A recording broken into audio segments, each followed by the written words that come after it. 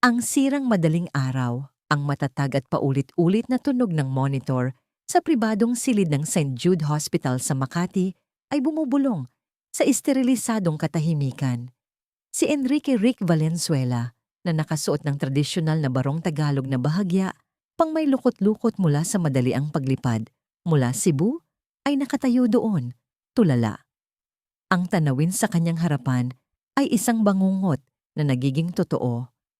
Si Lino, ang 6 na taong gulang niyang anak, ay walang kibo sa malawak na higaan ng ospital. Ang suot nitong damit ospital ay may maliit na tuyong mansa ng dugo malapit sa kwelyo. Ang manipis na harang ng oxygen ay halos hindi na maitago ang maputla at namumutla nitong labi. Ang bawat mahinang tibok ng makina ay tila nagpapahiwatig ng kanyang sariling tibok ng puso o kaya'y isang paalala ng lalong lumalamig na kapaligiran. Nararamdaman ni Rick ang lamig, hindi lang mula sa aircon, kundi mula sa puso niya na tila pinipiga ng isang hindi nakikitang kamay. Sa tabi ng kama ni Lino ay nakatayo si Serena, ang pangalawang asawa ni Rick. Nakasuot siya ng isang eleganteng berdeng emerald na bestidang sutla, napakapino at mukhang hindi nababagay sa sitwasyon. Ang kanyang mga mata ay may bakas ng luha at kumalat na maskara, ngunit sa kabila ng pagsisikap niyang ipakita ang kalungkutan, may isang matinding lamig na bumabalot sa kanyang titig. Ito ang lamig na tila tumagos sa lahat ng pilit niyang ipinapakita. Sa kanyang mga kamay, hawak niya ang isang puting unan ng ospital, nakakapit dito ng kakaiba. Hindi tulad ng isang taong nagmamalasakit, kundi parang isang taong may pinanghahawakang matinding damdamin. Ang puso ni Rick ay dinudurog ng matinding pighati at takot.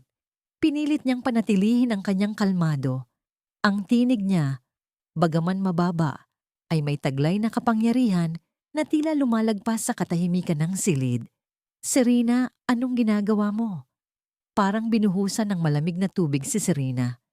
Nabigla siya at ang unan ay biglang bumagsak sa sahig, gumawa ng isang malabong tunog sa gitna ng katahimikan. Nagmamadali siyang humingi ng paumanhin, ipinapasa ang sisi sa matinding takot at labis na pagkabahala. Ang kanyang mga salita ay nagkakabuhol-buhol at ang kanyang mukha ay pilit na ipinapakita ang pagdurusa. Mabilis na isinalaysay ni Serena na naging maselan daw si Lino sa hapunan. Nagkamali raw siya at napakain ng bata ng mani na cookies. Nakalimutan niyang may matinding allergy si Lino. Pagkatapos, nang simulang umubo ng malala ang bata at nawalan ng malay, natakot daw siya at hindi alam kung ano ang gagawin. Ang kanyang boses ay nanginginig, halos pabulong, pilit na pinaniniwala ang sarili sa kwento. Pero para kay Rick, ang bawat salita niya ay tila nagdaragdag lamang ng mga butas sa isang lumulubog na barko. Ngunit ang mga salita ni Serena ay tila hindi tugma sa nanginginig na tawag ni Manang Rosa. Si Manang Rosa, ang tapat na katulong na nag-alaga kay Lino mula pa noong bata, ay tumawag kay Rick na halos hindi na maintindihan ang mga salita. Mani, Serena sumisigaw. Ang unan. Ang mga salitang ito ay patuloy na bumubulong sa isip ni Rick, hindi tumutugma sa pilit na pagpapaliwanag ni Serena. Nakita ni Rick na si Serena ay hindi man lang lumalapit kay Lino. Hindi niya hinawakan ang anak ni hinaplos ang noo nito. Nakatayo lang siya roon, parang isang estatwa, sa kabila ng kritikal na kalagayan ng bata. Ang mga luha ni Serena ay tila para sa sarili niya, hindi para kay Lino. Ang kanyang pag-arte ay tila para kay Rick, para maawa siya, para paniwalaan ang kanyang kwento. Ang lamig sa mga mata niya ay nagpatunay sa isang mas malalim na katotohanan na nagsisimulang magbuka sa isip ni Rick. Ang matinding pagod sa paglalakbay, ang kaba, at ang napakaraming emosyon ay naghalo sa loob ni Rick. Ang kanyang mga mata ay nagsisimulang makakita ng mas malinaw. Sa kabila ng kanyang sariling pagtanggi, may mali. May labis na mali. Malumanay na lumapit si Rick kay Lino, lumuhod sa tabi ng kama. Naramdaman niya ang mahinang hininga ng anak, ang bilis ng tibok ng puso nito sa ilalim ng payat na dibdib. Ang mainit na luha ay umagos sa kanyang mga pisngi nang wala siyang kamalay-malay. Ito ang kanyang anak, ang dahilan ng kanyang buhay, at ngayon ay nakahiga ito ng walang malay, tila nilalamon ng isang kadiliman. Ang kirot ay higit pa sa anumang naisip niya. Dahan-dahan, tumayo si Rick at humarap kay Serena. Ang kanyang mga mata ay nagbago. Hindi na ito ang tingin ng isang asawa na nagmamahal ni ng isang taong nag-aalinlangan. Ito ay ang tingin ng isang ama na nagsisimulang makakita ng panganib, ng isang lalaki na pilit na inilalabas ang katotohanan mula sa labirint ng mga kasinungalingan. Ang kanyang boses, bagaman mahina pa rin, ay puno ng hindi matitinag na determinasyon. Tumawag si Manang Rosa. Tumigil si Rick. Pinagmamasdan ang bawat reaksyon sa mukha ni Serena. Sabi niya, "May ginawa ka.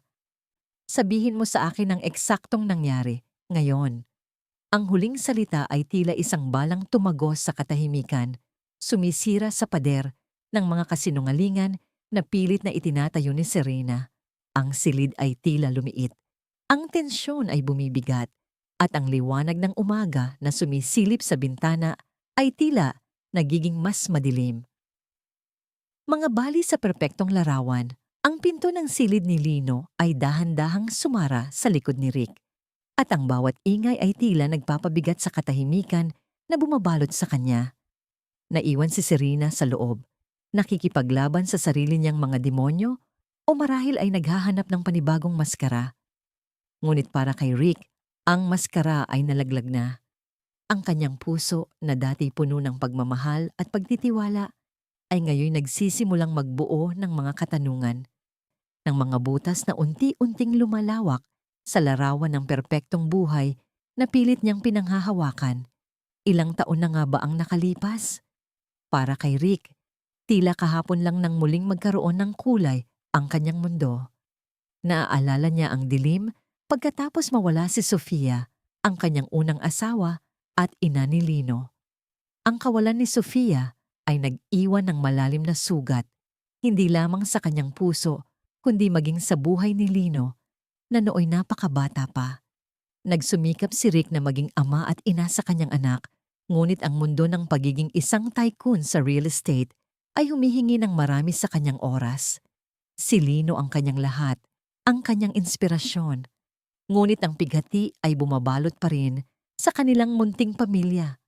At pagkatapos, dumating si Serena. Isang modelo ng fashion na kasing ningning ng sinag ng araw sa Manila Bay tuwing takip silim. Mas bata kay Rick ng halos 2 dekada. May mga mata siyang kasing itim ng gabi, ngunit puno ng misteryo at pangako. Ang kanyang boses ay parang isang awit, ang kanyang ngiti ay nakakabighani. Mabilis siyang nakakuha ng lugar sa puso ni Rick, sa puso ng isang lalaking matagal nang nawala ng pag-asa sa pag-ibig. Ipinakita ni Serena ang kanyang sarili bilang isang anghel, isang tagapagligtas. Mahusay siyang makitungo sa publiko, laging nakangiti, laging handang suportahan si Rick sa bawat social event. Lalo na, ipinakita niya ang pagmamahal kay Lino. Sa mga unang buwan ng kanilang relasyon, madalas siyang nakikitang nakikipaglaro sa bata, nagbabasa ng mga kwento sa kanya, at nagpapanggap na masayang ina. "Ang cute-cute ni Lino, Rick," sabi niya, habang hinahaplos ang buhok ng bata. "Maswerte ka dahil meron kang anghel na anak." Pinaniniwalaan niya si Rick na isa siyang perpektong stepmother, na ipagpapatuloy niya ang pagmamahal na naiwan ni Sofia. Si Rick, na abala sa kanyang mga negosyo at puno ng kalungkutan, ay buong pusong nagtiwala. Nakita niya ang isang pamilya na muling nabuo, isang perpektong larawan na ilalahad sa mundo. Ang larawang iyon ay, sa kanyang isip, sapat na upang punan ng anumang nawawalang bahagi ng kanyang buhay. Ngunit ang flashback ay biglang naglaho, napalitan ng pait ng kasalukuyan. Ang pagdududa ay bumabalot kay Rick, nagpapalabas ng mga anino sa bawat sulok ng kanyang alaala. Huminga siya ng malalim, Pinilit na linawin ang isip at lumakad patungo sa waiting area kung saan nakaupo si Manang Rosa. Ang matanda ay nakayuko. Ang mga kamay ay nanginginig na pinagdaop sa kanyang kandungan. Ang kanyang mga mata, na karaniwan ay may bahid ng kalabuan, ay ngayoy puno ng takot at pag-aalala. Manang, tawag ni Rick, umupo sa tabi ng matanda. Ang kanyang boses ay pilit niyang pinananatiling kalmado, ngunit ang kalooban niya ay nanginginig. Kwentuhan mo ako. Eksakto kung ano ang nangyari. Tiningnan ni Manang Rosa si Rick. Ang kanyang mga mata ay naghahanap ng katiyakan. Si Manang Rosa, maliit at payat, ay nagtrabaho para sa pamilya Valenzuela sa loob ng mahigit 30 taon. Siya ang nag-alaga kay Rick noong bata pa, at si Lino ang apo na hindi niya naging anak. Ang kanyang mga kamay ay may mga kulubot ng panahon, ngunit ang kanyang isip ay nanatiling matalas. Rick, anak, nagsimula si Manang. Ang kanyang boses ay halos pabulong. Kagabi. Mahirap kumain si Lino. Alam mo naman, minsan ay ayaw kumain ng bata. Tapos, biglang may dumating na mga cookies sa delivery, peanut butter, nagustuhan ni Serena, kaya kinuha niya. Yumuko si Manang Rosa, tila nahihirapang ipagpatuloy ang kwento. Alam mo naman, Rick, bawal na bawal ang money kay Lino. Ilang beses ko na sinabi kay Ma'am Serena. Lagi naman niyang sinasabi na, "Oh, Manang, alam ko." Pero kagabi, huminto si Manang Rosa at hinawakan ni Rick ang kanyang kamay upang bigyan ng lakas ng loob. Ano ang nangyari, Manang? Pinilit niya si Lino, Rick, kahit ayaw na ng bata. Sabi niya, "Kainin mo yan, Lino. Kung hindi kita kakausapin." Sinigawan niya ang bata. Nakita ko, Rick. Nakita ko na umiiyak si Lino habang kinakain yung cookies. Tapos biglang umubo siya ng malakas, namumutla. Alam ko agad na allergic reaction. Doon, bumigat ang hininga ni Manang Rosa. Agad kong kinuha ang EpiPen sa medicine cabinet. Alam ko kung saan nakalagay. Nang bumalik ako, nakita ko si Ma'am Serena. Ang boses ni Manang ay nanginginig na. Ang kanyang mga mata ay lumuluha. Nakita ko siya, Rick, hawak niya yung unan. Nakatayo sa ibabaw ni Lino. Hindi ko alam kung anong ginagawa niya, pero parang dinidikit niya. Agad akong sumigaw. "Ma'am Serena, ano yan?" Bigla siyang nagulat, nabitawan ng unan. Agad kong tinurukan si Lino at tumawag ako ng ambulansya at ikaw. Ang kanyang mga luha ay tuloy-tuloy nang bumuhos. Kung hindi lang ako nakabalik, Rick, hindi ko alam kung anong mangyayari. Ang bawat salita ni Manang Rosa ay tila isang matalim na piraso ng salamin na tumutusok sa puso ni Rick. Ang kanyang mga mata ay nagsusunog sa galit at pighati. Ngunit bago pa siya makapagsalita, lumabas si Serena mula sa silid ni Lino. Ang kanyang mukha ay puno ng matinding pagpapanggap ng kalungkutan. "Rick, ano ang sinasabi ng matanda na yan?" Sabi ni Serena. Ang kanyang boses ay bahagyang napataas. "Manang, hindi mo alam ang sinasabi mo. Gulong-gulo ka lang dahil sa nangyari kay Lino. Matanda ka na, Manang. Baka nalilito ka na." Lumapit si Serena kay Rick. Hinawakan ang braso nito at ang kanyang mga mata ay puno ng luha. "Rick, maniwala ka sa akin. Nataranta lang ako. Alam mo naman, hindi ko pa naranasan ang maging ina. Mahirap ang maging stepmother, Rick. Ang daming pressure. Kailangan kong magpakita ng perpektong pamilya para sa'yo, para sa negosyo mo. Hindi ko sinasadya ang nangyari. Nakalimutan ko lang talaga ang allergy ni Lino sa pagmamadali. Pilit niyang ipinagtanggol ang kanyang sarili. Nagpapakita ng labis na pagdurusa, nagmamakaawa para sa pag-unawa. Ang kanyang mga salita ay puno ng pagiging biktima, na tila siya ang pinakanahirapan sa lahat. Ngunit sa mga mata ni Rick, ang lambing sa mga salita ni Serena ay hindi na epektibo. Ang kanyang pagdududa ay lalong lumalim, bumubuo ng isang pattern na unti-unting lumilinaw. Hindi pa siya nakakaramdam ng tunay na pagmamahal mula kay Serena para kay Lino. Madalas siyang marinig na nagrereklamo tungkol sa kakulitan ni Lino o kung gaano kahirap itong pakainin. Ang kanyang mga pampublikong pagpapakita ng pagmamahal ay laging para sa kamera, hindi sa pribadong sandali. At ngayon, ang mga maliliit na pangyayari noon ay biglang nagkaroon ng kahulugan. Ang mga biglaang pagkahulog ni Lino na walang nakakita. Ang mga kakaibang sakit ng bata na walang malinaw na paliwanag. Ang mga salita ni Serena na tila nagsasaad ng pag-aalala, ngunit ang kanyang mga mata ay laging malamig, walang emosyon. Ang lahat ng ito ay bumalik sa isip ni Rick, parang mga piraso ng isang puzzle na ngayon ay nagsisimulang magbuo ng isang nakakagimbal na larawan. Ang pagmamahal ni Rick kay Serena ay hindi pa tuluyang nawawala, ngunit ang kanyang pagiging ama ay mas malakas.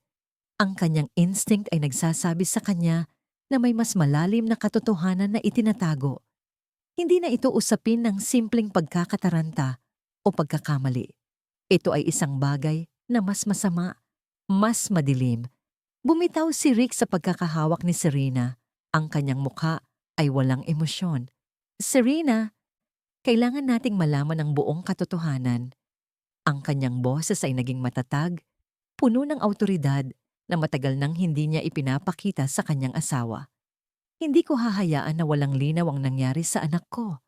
Tumayo siya. Ang kanyang desisyon ay matatag.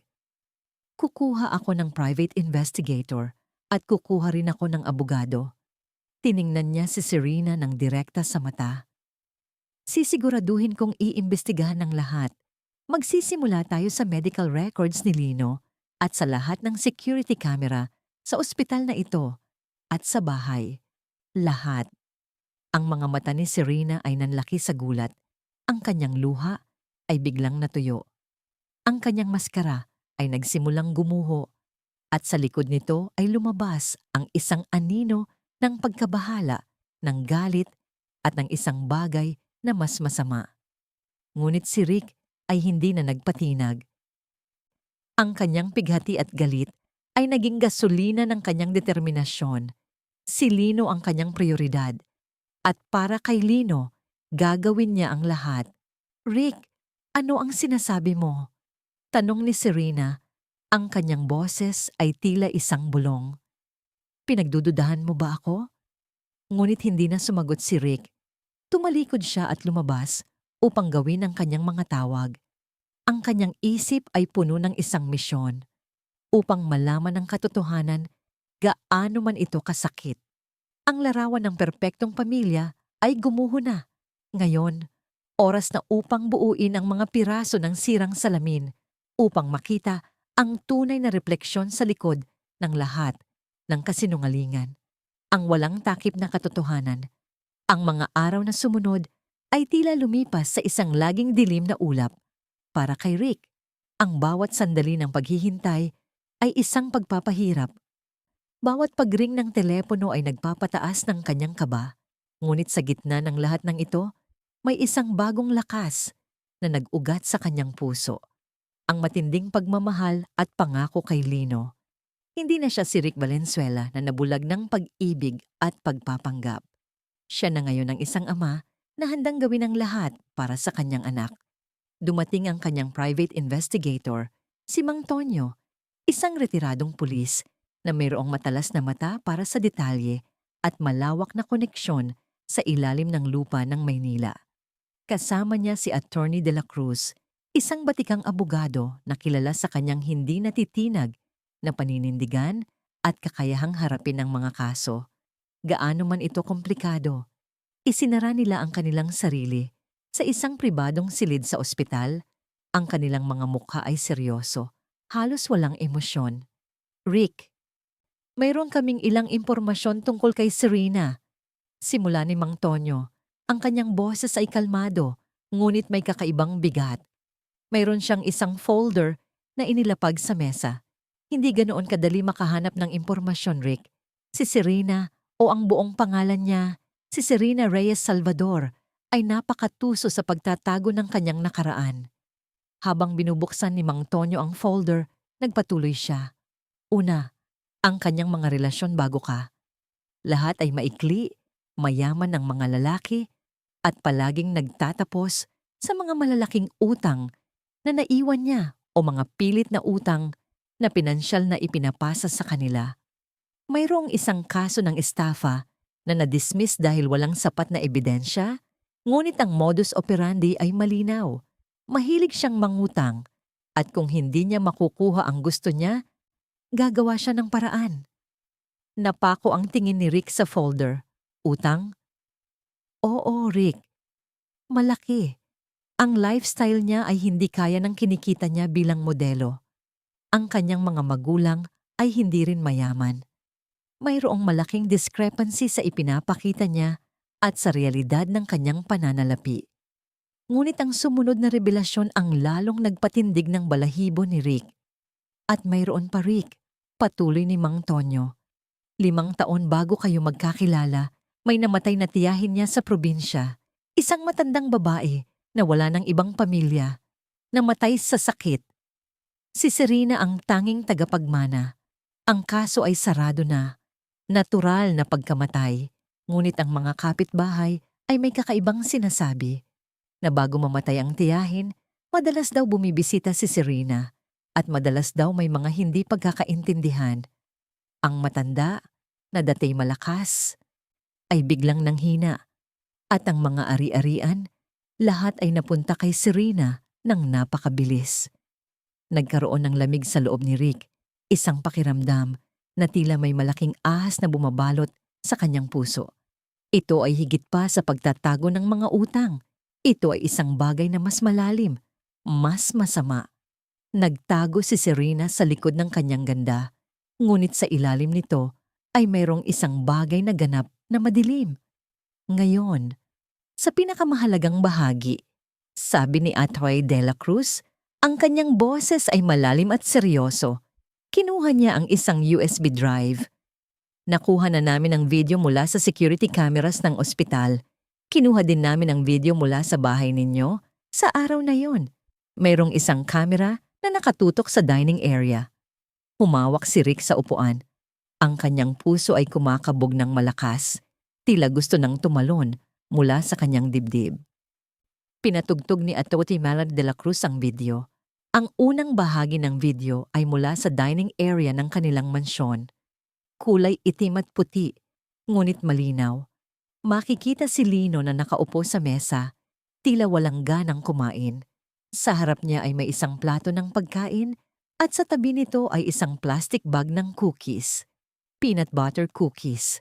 Lumabas si Serena, nakasuot ng pangbahay ngunit maayos pa rin ang ayos. Mayroon siyang matalas na tingin sa kanyang mga mata. Sinimulan niya ang pagpilit kay Lino. Hindi malinaw ang boses, ngunit ang kanyang mga galaw ay nagsasalita. Itinuturo niya ang cookies at pilit na pinapakain si Lino. Umiling si Lino, umiyak, at subukang itago ang kanyang mukha. Ngunit pilit siyang pinapakain ni Serena. Nakita ni Rick ang pagtaas ng boses ni Serena. Ang kanyang mukha ay nagiging mas seryoso. Ang kamay ni Lino ay ginamit upang itulak ang cookie, ngunit pilit pa rin itong isinusubo ni Serena. Ang kamera ay hindi makita ang mukha ni Lino, ngunit ang kanyang maliliit na balikat ay nanginginig. Sa huli, kinain niya ang cookies. Pagkatapos ng ilang sandali, sinimulang umubo ni Lino. Una ay mahina, pagkatapos ay malakas. Hawak niya ang kanyang lalamunan. Si Serena ay nakatayo lamang, walang reaksyon, walang pag-aalala. Tinitigan niya lang si Lino. Pagkatapos, tumakbo si Manang Rosa papunta sa kusina. At pagkatapos, nawala ng malay si Lino. Si Serena ay lumapit. Tinitigan ng bata, ngunit hindi siya ginagalaw. Ang video ay lumipat sa isang feed mula sa ospital. Sa isang maliit na monitor, nakita ni Rick ang sarili niya na papasok sa elevator. Ang sumunod na scene ay mula sa corridor. Nakita si Serena na mabilis na naglalakad papunta sa silid ni Lino, pumasok. Pagkatapos, ang video ay lumipat sa isang kamera na nakatutok sa loob ng silid. Isang espesyal na kamera para sa mga emergency cases. Nakahiga si Lino sa kama, walang malay. Lumapit si Serena. Ang kanyang mukha ay walang emosyon, walang luha, walang pag-aalala. Nanginginig ang kamay ni Rick habang pinapanood ang bawat detalye. Hawak pa rin ni Serena ang puting unan ng ospital. Lumapit siya kay Lino. Hindi siya yumuko upang hawakan ng bata o upang tingnan ang kanyang hininga. Sa halip, dahan-dahan, dahan-dahan, itinaas niya ang unan. Ang kanyang mga labi ay gumagalaw, tila may ibinubulong siya. Mga salitang hindi maririnig, ngunit ang kanyang tingin ay matalim, puno ng matinding galit at lamig. Pagkatapos, ang nakakakilabot na sandali, dahan-dahan, ngunit may buong kapusukan, idiniin ni Serena ang unan sa mukha ni Lino. Hindi niya ginamit ang kanyang buong lakas, ngunit sapat na yon upang ang maliliit na kamay ni Lino ay bahagyang kumibot. Parang gusto niyang lumaban, ngunit wala siyang lakas. Ipinikit ni Rick ang kanyang mga mata, ngunit hindi niya kayang pigilan ang sarili na tingnan. Nananatili si Serena sa posisyong yon. Ang kanyang mukha ay blangko, sa loob ng ilang segundo na tila walang hanggan. Ang mga kamay ni Rick ay nanginginig. Sa loob ng ilang sandali na yon, tila pinipiga ang buhay sa kanyang anak. Pagkatapos, biglang binawi ni Serena ang unan, tumalikod at lumakad papunta sa isang sulok ng silid. Ang kanyang mukha ay nanatiling blangko, ngunit may isang mabilis na pagtingin sa pinto. Tila nagtatago ng isang bagay at pagkatapos, ang tunog ng elevator. Ang tunog na yon ang naghatid kay Rick sa silid. Ang tunog na yon ang nagtulak kay Serena na mag-adjust, maglagay ng maskara ng pag-aalala at pagkabahala. Ang lahat ay perpektong nagtugma sa kwento ni Manang Rosa at sa kanyang sariling hinala. Patay na ang video. Ang katahimikan sa silid ay mas mabigat pa kaysa dati. Pakiramdam ni Rick ay nawawalan siya ng hininga. Ang kanyang dugo ay nanlalamig sa kanyang mga ugat. Ang babaeng minahal niya, ang babaeng pinagkatiwalaan niya sa kanyang anak, ay isang halimaw. Hindi pa natatapos ang lahat. Biglang bumukas ang pinto. Si Serena. Pumasok siya. Ang kanyang mukha ay puno pa rin ng pagpapanggap ng kalungkutan, ngunit may bahid na ngayon ng pagkabalisa.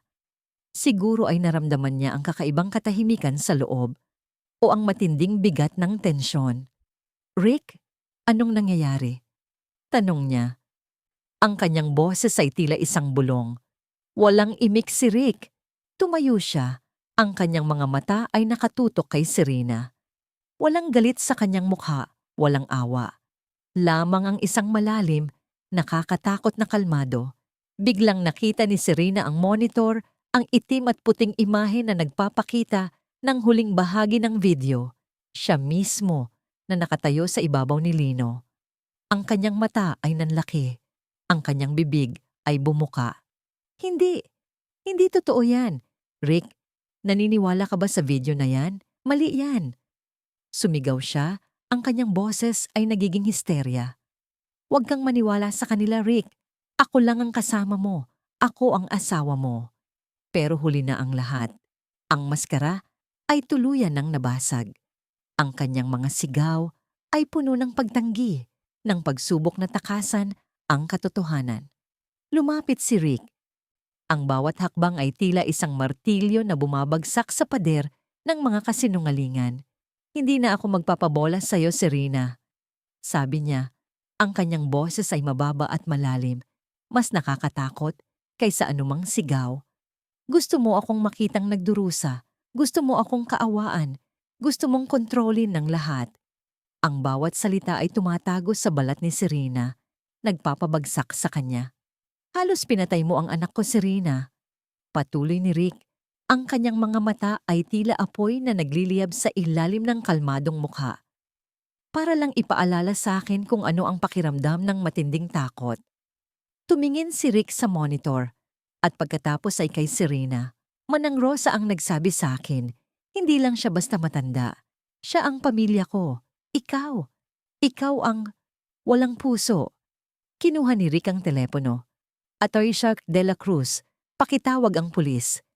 Gusto kong arestuhin siya. Nanlaki ang mga mata ni Serena.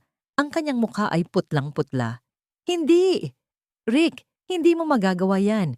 Ako ang asawa mo. Mahal kita, Rick. Sumisigaw siya. Lumuhod sa paanan ni Rick. Pilit na kumakapit sa kanyang huling pag-asa. Ngunit walang emosyon si Rick. Tinitigan niya lang si Serena na tila tinititigan niya ang isang estranghero, isang halimaw na nagpanggap bilang isang anghel.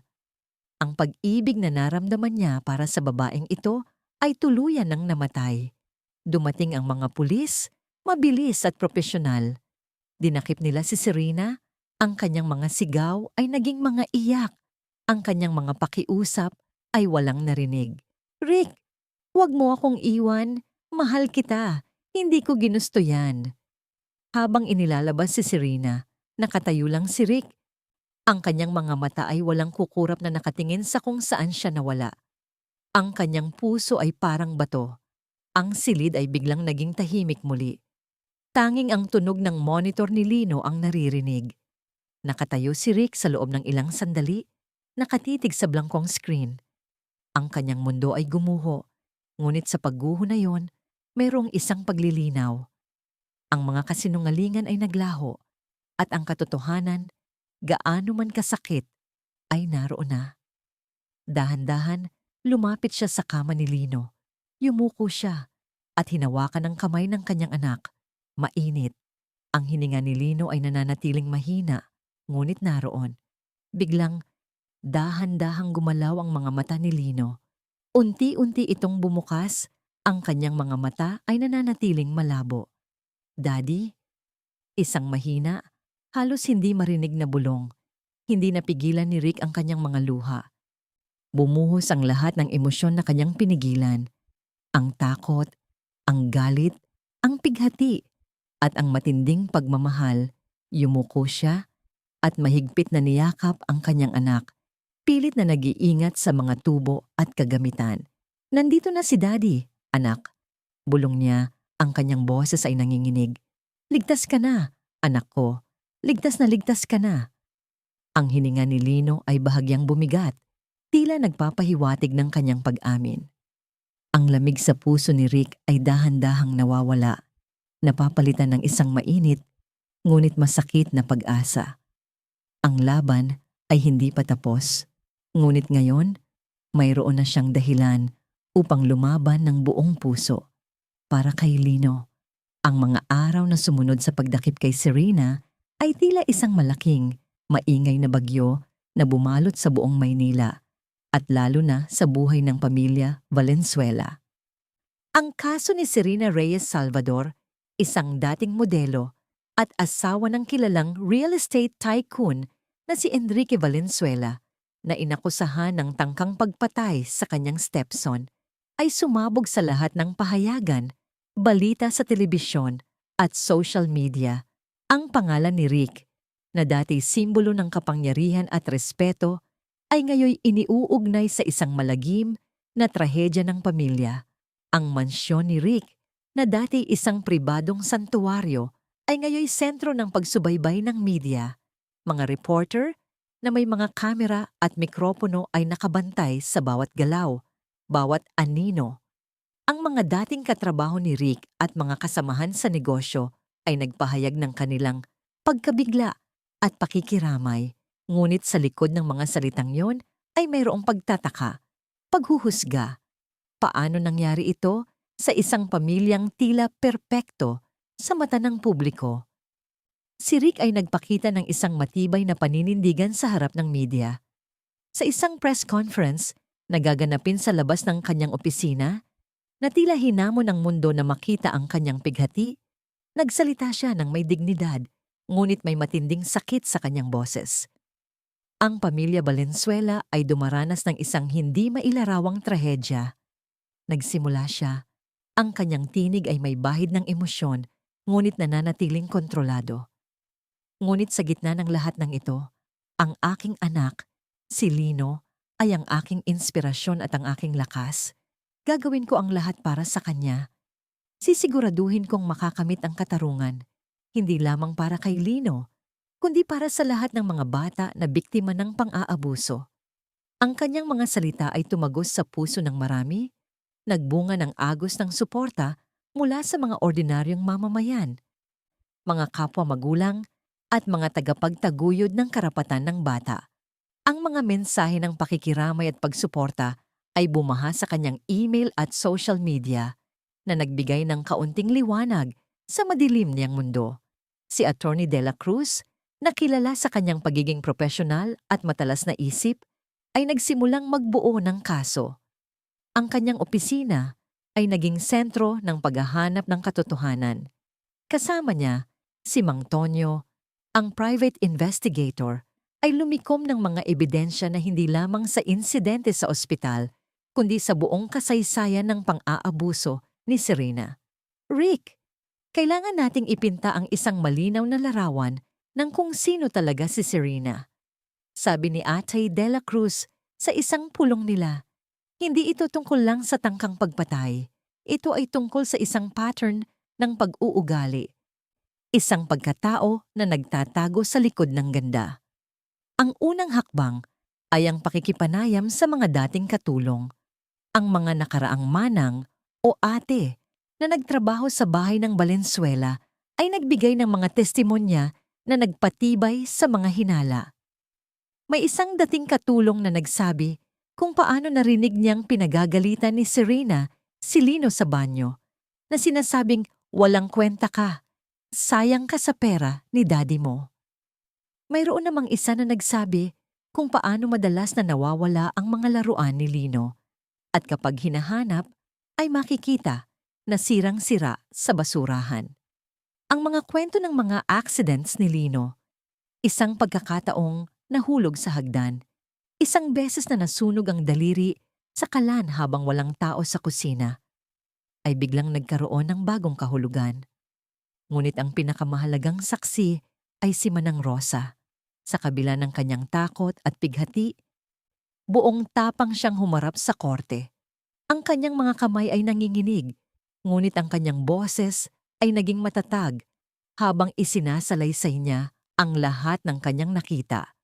Mula sa pagpilit ni Serena kay Lino na kumain ng mani, hanggang sa nakakagimbal na sandali na nakita niya si Serena na may hawak na unan sa ibabaw ng kanyang apo. Nakita ko po siya, hukom, sabi ni Manang Rosa. Ang kanyang mga mata ay puno ng luha, ngunit matapang na nakatingin sa hukom. Hindi siya nalilito, hindi siya natataranta, blangko ang kanyang mukha. At ang mga salita niya na narinig kong bumubulong, wala kang kwenta, sana mamatay ka na lang, ay hindi ko malilimutan. Ang korte ay natahimik. Ang mga salita ni Manang Rosa ay hindi lamang mga ebidensya, kundi isang emosyonal na dagok na nagpapakita ng kalupitan ng isang babaeng nagpanggap na ina. Ang mga mata ng marami sa korte ay lumuha. Damang-dama ang sakit na dinanas ng bata at ang katapangan ng matandang babae. Samantala, si Serena, na nakasuot ng simpleng uniform ng bilanggo, ay nagpapakita ng isang kakaibang pagpapanggap.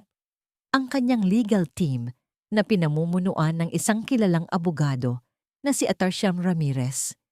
Isang abogado na kayang ipagtanggol kahit ang pinakamasamang kriminal at malamang ay binayaran ng malaking halaga mula sa yaman na naipon niya mula kay Rick, ay nagsisikap na sirain ang kredibilidad ng prosekusyon. Ipinagtanggol nila si Serena na mayroon siyang mental illness, marahil ay postpartum depression, kahit wala siyang anak kay Rick, o na nalulumbay siya dahil sa labis na pressure na ipinapataw ni Rick sa kanya upang magkaroon ng isang perpektong pamilya. Ang aking kliyente ay biktima ng isang malalim na depression at labis na pressure, sabi ni Atty. Ramirez sa kanyang pahayag. Hindi niya sinasadya ang nangyari. Siya ay may sakit. Siya ay nalilito. Pilit nilang binibigyang katwiran ang kanyang mga gawa, na ginagamit ang kanyang ganda at pagiging biktima upang manipulahin ang damdamin ng korte at ng publiko. Ngunit ang kaso ay hindi lamang tungkol sa pisikal na ebidensya. Mahalaga rin ang pang-emosyonal at pang-psikolohikal na epekto nito kay Lino. Sa gabay ng kanyang pediatrician, Dinala ni Rick si Lino sa isang child psychologist, si Dr. Reyes, isang babaeng may malambing na tinig at nakakakumbinsi na presensya. Sa loob ng ilang linggo, unti-unting binuksan ni Lino ang kanyang puso. Hindi siya direkta na nagsabi ng mga masasamang bagay, ngunit ang kanyang mga kwento ay nagpinta ng isang malinaw na larawan ng pang-aabuso. Minsan po, naglalaro kami ni Tita Serena. Simula ni Lino, ang kanyang boses ay pabulong, nakaupo sa isang maliit na upuan, kinukurot ang isang teddy bear. Ang laro po namin ay, magtatago po ako sa ilalim ng kumot. Tapos po, sasabihin niya, "Huwag kang gagalaw, Lino. Kung gagalaw ka, kakainin ka ng halimaw." Tapos po, matagal po siyang mawawala. Takot na takot po ako. Ang laro na yon, na tila inosente sa una, ay nagsimula ng magpakita ng isang mas madilim na bahagi. Tapos po, sasabihin niya, "Wala kang silbi. Malungkot si Daddy kapag nandito ka. Mas gusto niya ako kaysa sayo." Sabi niya po, "Yan, minsan po kapag wala si Daddy." Ang mga salitang ito, na sinabi ng isang inosenteng bata, ay mas masakit kaysa anumang suntok o pilit na paglunok ng mani. Ang mga lihim na banta ni Serena ay nagdulot ng malalim na takot sa puso ni Lino. Ang mga scary games na ito ay nagpakita kung paano sinubukan ni Serena na kontrolin ang bata sa pamamagitan ng takot at kung paano niya sinubukan na hiwalayin si Lino kay Rick. Ang testimonya ni Lino, kahit hindi direktang pag-akusa, ay nagbigay ng isang malakas na suporta sa kaso ng prosekusyon na si Serena ay hindi lamang basta nagkamali, kundi isang sadyang mapanlinlang at abusadong tao. Ang mga paglilitis ay nagpatuloy, araw-araw na tinitigan ng media at ng publiko. Si Rick ay laging naroon, sa likod ng kanyang abogado, laging matatag, laging nakikipaglaban. Ang kanyang mukha ay sumasalamin sa pighati ng isang ama. Ngunit sa bawat sulyap niya kay Lino, na unti-unting gumagaling sa ospital, ang kanyang determinasyon ay lalong lumalakas. Ang bawat detalye ng kaso ay tila isang balang tumatagos sa puso ni Rick na nagpapaalala sa kanya ng kanyang pagkabulag at ang panganib na sinapit ng kanyang anak. Ngunit sa bawat sakit na nararamdaman niya, mayroong isang pangako na bumubuo sa kanyang puso na hindi na niya hahayaan na masaktan ang kanyang anak. Ang bagyo ng katarungan ay nagsisimula pa lamang at handa si Rick na harapin ito, gaano man ito kalakas, para sa kanyang anak. Ang katapusan at paglilinis, ang mga araw ng paglilitis ay nagtapos na sa isang huling nakakabinging katahimikan sa loob ng hukuman. Ang bawat salita, bawat ebidensya, bawat luha ay tila nakabitin sa hangin, naghihintay ng huling hatol. Si Rick ay nakaupo sa kanyang upuan. Ang kanyang mga kamay ay mahigpit na nakakapit sa bawat isa. Ang kanyang mga mata ay nakatutok sa hukom. Hindi niya tiningnan si Serena na nakaupo sa kabilang panig. Ang kanyang mukha ay putlang-putla. Ang kanyang mga mata ay puno ng matinding pagkabalisa. Ang buong bansa ay nakasubaybay, hinihintay ang pagtatapos ng isang trahedyang nagpakita ng pinakamadilim na bahagi ng pagkatao ng isang tao. Dumating ang hukom, ang kanyang mukha ay seryoso, walang emosyon. Ang bawat tao sa silid ay tila huminga ng malalim. Pagkatapos ng masusing pagdinig at pagsusuri ng lahat ng ebidensya, nagsimula ang hukom. Ang kanyang boses ay matatag at malinaw.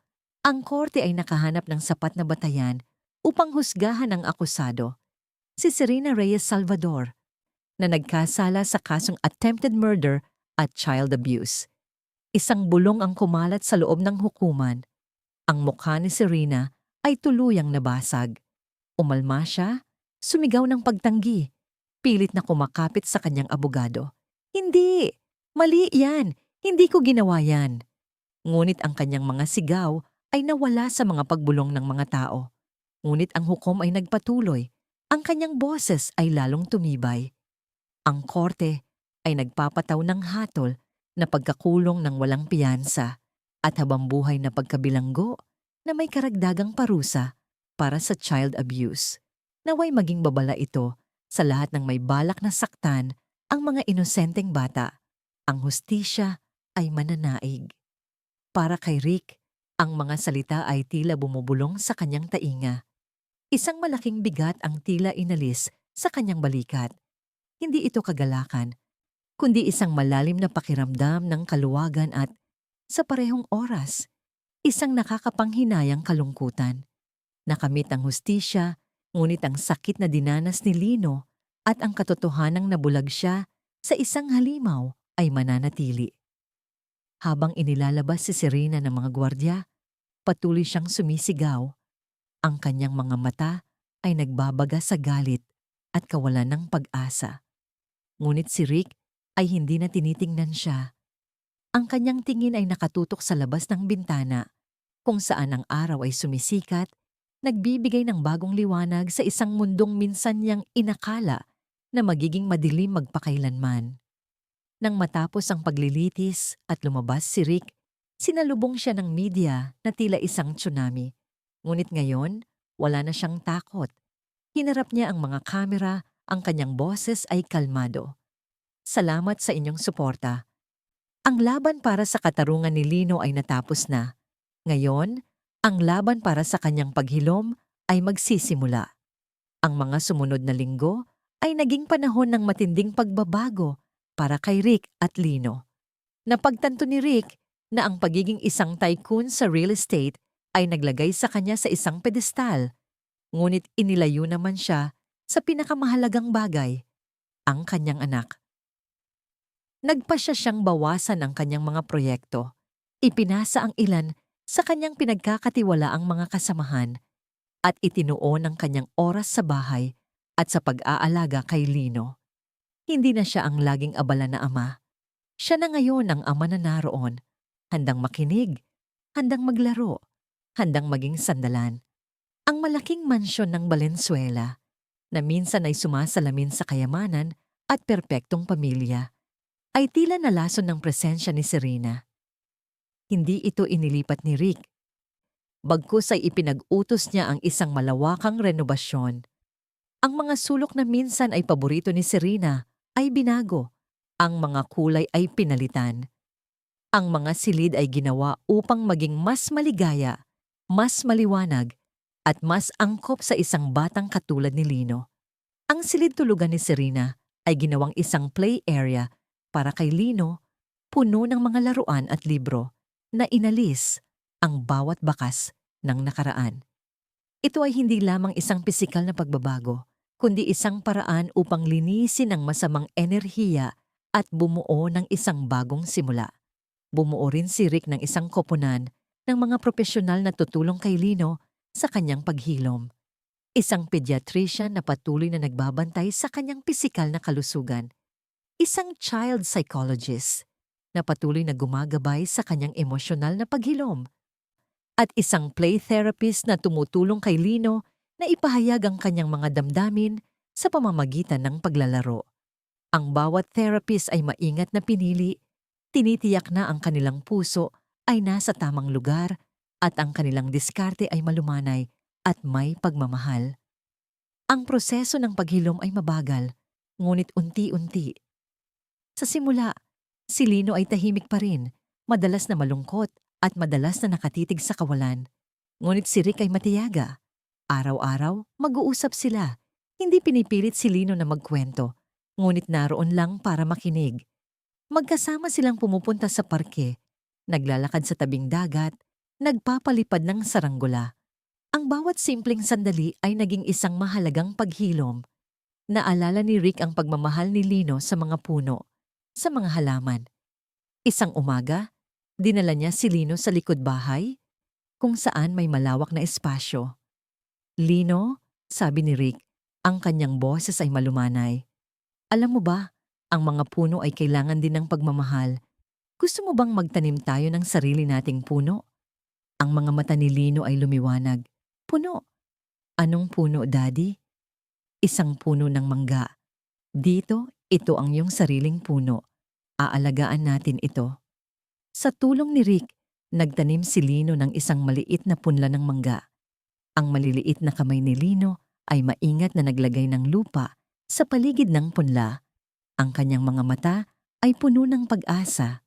Ang aktibidad na ito ay naging simbolo ng kanilang bagong simula. Ang pagtatanim ng isang bagay na lalago, isang bagay na magbibigay ng bunga, isang bagay na puno ng buhay. Dahan-dahan, bumalik ang ngiti sa labi ni Lino. Minsan, makikita siya ni Rick na tumatakbo sa loob ng bahay, tumatawa ng malakas. Maglalaro sila ng tagutaguan at sa bawat pagkakataon, sisiguraduhin ni Rick na maririnig ni Lino ang kanyang boses, na naroon lang siya. Ang takot na dulot ng laro ni Serena ay unti-unting napapalitan ng kagalakan ng tunay na paglalaro. Natuto si Rick na maging mas maingat, mas mapagmasid. Ang kanyang tiwala ay hindi na madaling ibigay, ngunit ngayon, ang tiwalang iyon ay ibinigay ng buong puso sa kanyang anak. Si Lino ang kanyang unahin, ang kanyang inspirasyon, ang kanyang dahilan upang maging isang mas mabuting tao. Para kay Manang Rosa, ang kanyang bayani, ginawa ni Rick ang lahat upang matiyak ang kanyang kinabukasan. Bumili siya ng isang maliit na bahay sa probinsya, malapit sa kanyang mga kamag-anak, at tinitiyak na mayroon siyang sapat na pensyon upang magkaroon ng komportabling buhay. Ngunit si Manang Rosa ay hindi umalis sa piling nila. "Rick," sabi niya, ang kanyang mga mata ay puno ng pagmamahal. "Ang bahay na ito ay ang aking tahanan. Hindi ko iiwan si Lino." At kaya, si Manang Rosa ay nanatili, isang mahalagang bahagi ng kanilang pamilya, isang anghel na nagbabantay, isang matandang babae na ang kanyang pagmamahal ay tila walang hanggan. Isang araw ng Sabado, ang araw ay sumisikat ng maliwanag sa hardin ng Valenzuela. Si Rick at Lino ay nakaupo sa ilalim ng maliit na puno ng mangga na kanilang itinanim. Lumaki na ito ng kaunti. Ang mga dahon nito ay luntian at sariwa. Si Lino ay nakaupo sa kandungan ni Rick, nagbabasa ng isang libro tungkol sa mga hayop. Ang kanyang tawa ay malinaw at maligaya, hindi na sinasapawan ng tunog ng monitor o ng mga bulong ng takot. Tumingin si Lino kay Rick. Ang kanyang mga mata ay inosente at puno ng kagalakan. "Daddy," sabi niya, ang kanyang boses ay puno ng pag-asa. "Pwede pa po ba tayong magtanim ng plum tree? Gusto ko po, Daddy. Maraming puno." Ngumiti si Rick. Ang kanyang puso ay puno ng pagmamahal at kapayapaan. Mahigpit niyang niyakap ang kanyang anak. "Siyempre, anak ko. Magtatanim tayo ng buong hardin. Isang malaking hardin na puno ng mga puno, mga bulaklak, mga gulay. Para sa atin lang. Sa atin lang, anak." Ang mga salita ay tila bumubulong sa hangin, nagdadala ng pangako ng isang bagong simula. Ang tunog ng monitor sa ospital ay isang malabong alaala na lamang. Ang tawa ni Lino ang naging musika sa kanilang buhay. Ang hininga ni Rick ay naging mas malinaw at magaan. Sa wakas, pagkatapos ng mahabang bagyo, natagpuan nila ang kanilang kapayapaan. Ang kanilang paglalakbay sa paghilom ay mahaba pa, ngunit ngayon, alam ni Rick na hawak niya ang kanyang anak at ang kanilang mga puso ay puno ng pag-asa, gaya ng mga binhi na kanilang itinatanim sa hardin. Mga binhi ng pag-asa. Ilang taon na ang lumipas mula nang huling sumikat ang araw sa kanilang hardin, mula nang muling maramdaman ni Rick ang kalayaan sa bawat paghinga. Si Lino, na noon ay 6 na taong gulang pa lamang, ay ngayoy isang binatilyo na 12 taong gulang. Ang kanyang mga mata, na minsan ay puno ng takot at kalungkutan, ay ngayoy nagniningning sa kislap ng kuryosidad at kagalakan. Matangkad na siya, may payat na pangangatawan na nagpapahiwatig ng kanyang pagiging aktibo, at ang kanyang isip ay kasing talas ng anumang matututunan. Nakakakita pa rin si Rick ng mga bakas ng nakaraan sa mga sandali ng pag-iisip ni Lino, sa isang iglap na pagiging malungkot kapag mayroong hindi inaasahang ingay o pagbabago sa paligid. Ngunit ang mga sugat na yon, bagaman hindi nakikita, ay hindi na nagpapapigil sa kanyang paglaki at pagiging masaya. Ang hardin na kanilang itinanim ay lumago na rin. Ang punla ng mangga ay nasinglaki na ng isang bata. Ang mga dahon nito ay siksik at luntian. At sa bawat tag-init, nagbibigay ito ng matatamis na bunga. Sa ilalim ng lilim nito, madalas na matatagpuan si Lino, nagbabasa ng libro, nagpipinta, o kaya'y nakikipaglaro sa kanyang aso, si Brownie, isang asong alaga na ibinigay ni Rick sa kanya upang magkaroon ng kasama at karamay. Si Lino ay matalino, aktibo, at puno ng buhay. Ang kanyang mga grado sa paaralan ay mataas. At mahusay siya sa mga sports, lalo na sa chess. Ang kanyang mga kaibigan ay madalas na bumibisita at ang mansyon na minsan ay puno ng katahimikan at kalungkutan ay ngayoy puno ng tawanan at ingay ng mga bata.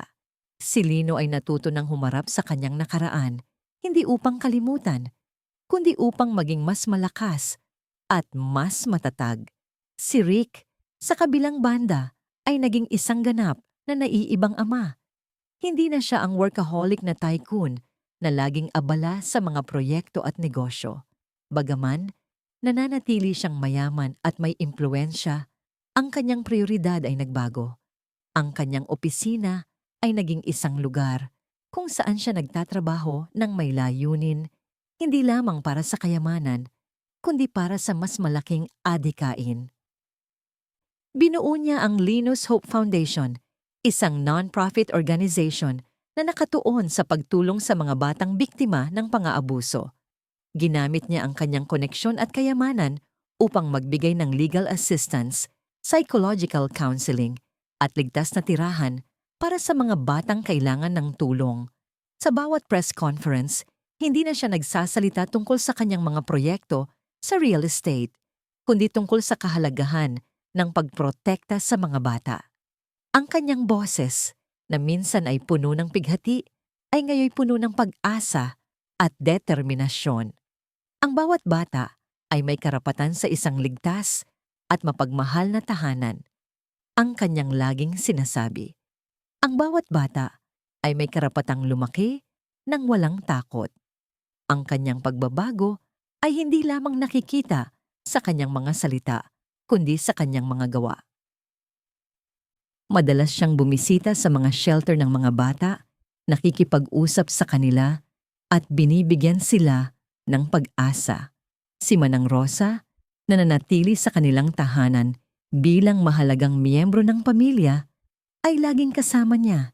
Isang matandang babae na ang kanyang pagmamahal at karanasan ay naging inspirasyon din para sa marami.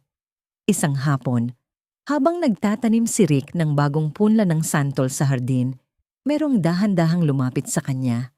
Si Clara. Nakilala niya si Clara sa isa sa mga fundraising event para sa Lino's Hope Foundation. Si Clara ay isang social worker, isang babaeng may malalim na pag-unawa sa mga kalungkutan ng buhay at may puso na puno ng malasakit.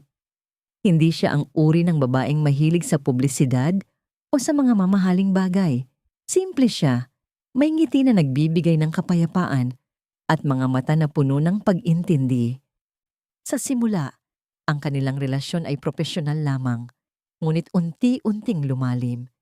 Hindi siya nagmamadali na maging bahagi ng buhay ni Rick o ni Lino. Naroon lang siya, nakikinig, nagbibigay ng payo, nagpapakita ng tunay na pagmamalasakit. Si Lino ay mabilis na nakagaanan ng loob si Clara. Hindi siya pilit na maging ina o pamilya, ngunit ang kanyang presensya ay nagbibigay ng kaginhawaan. Madalas siyang nakikitang nakikipaglaro kay Lino sa hardin, nagbabasa ng libro sa kanya, o kaya'y nakikipag-usap tungkol sa kanyang mga pangarap. Para kay Rick, si Clara ay hindi isang kapalit, kundi isang bagong liwanag, isang pagpapatunay na ang tiwala ay maaring muling itayo, at ang pag-ibig sa kanyang pinakapuri nitong anyo ay naghihintay. Ang kwentong ito ay nilikha ni Inday Andrea. Huwag kopyahin o gamitin muli ang audio o kwentong ito upang matiyak ang karapatang ari. Ang balita tungkol kay Serena ay dahan-dahang nawala sa mga pahina ng balita. Siya ay nanatili sa bilangguan. Ang kanyang pangalan ay naging isang anino na lamang sa nakaraan. Para kay Rick, ang pagpapatawad ay hindi kailanman naging isang opsyon. Hindi niya kayang patawarin ang ginawa ni Serena kay Lino. Ngunit natuto siya na buksan ang kanyang puso mula sa galit at puot. Hindi niya pinahintulutan na ang nakaraan ay makapagpabigat sa kanyang kasalukuyan at kinabukasan. Ang kanyang pagtuon ay nasa kapakanan ni Lino sa pagtitiyak na ang kanyang anak ay lumaki ng may pagmamahal at seguridad. Isang hapon, habang papalubog na ang araw, sina Rick at Lino ay magkasamang nakaupo sa duyan sa ilalim ng lumalaking puno ng mangga sa hardin. Ang hangin ay malumanay, nagdadala ng amoy ng mga bulaklak at ng malalayong tunog ng alon mula sa Manila Bay. Si Lino ay nakasandal sa balikat ni Rick. Ang kanyang mga kamay ay mahigpit na nakakapit sa kamay ng kanyang ama. "Daddy," sabi ni Lino, ang kanyang boses ay malambing. "Gabi na po. Maganda ang sunset." "Oo, anak," sagot ni Rick, hinahalikan ang buhok ng kanyang anak. "Napakamahalaga ng bawat sunset, Lino. Pero alam mo ba kung ano ang pinakamahalaga sa lahat?" Tumingin si Lino sa kanyang ama. Ang kanyang mga mata ay puno ng kislap. Ang isang malawak na ngiti ay lumabas sa kanyang mga labi. Ang makasama si Daddy at magtanim ng maraming puno ng mangga. Ngumiti si Rick. Ang kanyang puso ay puno ng matinding pagmamahal. Mahigpit niyang hinawakan ang kamay ni Lino. Ramdam ang init at buhay na dumadaloy mula sa kanyang anak. "Tama ka, anak ko. At ang maging ligtas, ang maging mahal, iyon ang pinakamahalaga." Ang tunog ng mga alon mula sa malayo ay tila isang oyayi. Naghuhugas ng lahat ng masasamang alaala. Nagiiwan lamang ng kapayapaan, pag-asa at walang hanggang pag-ibig. Ang hardin, na puno ng mga puno na kanilang itinanim, ay naging simbolo ng kanilang muling nabuhay na pamilya. Isang lugar kung saan ang bawat binhi ng pag-asa ay lumago at namumunga. At sa gitna ng lahat ng yon, si Rick at Lino ay magkasama. Handa na harapin ang anumang kinabukasan, basta't magkasama sila at puno ng pagmamahal.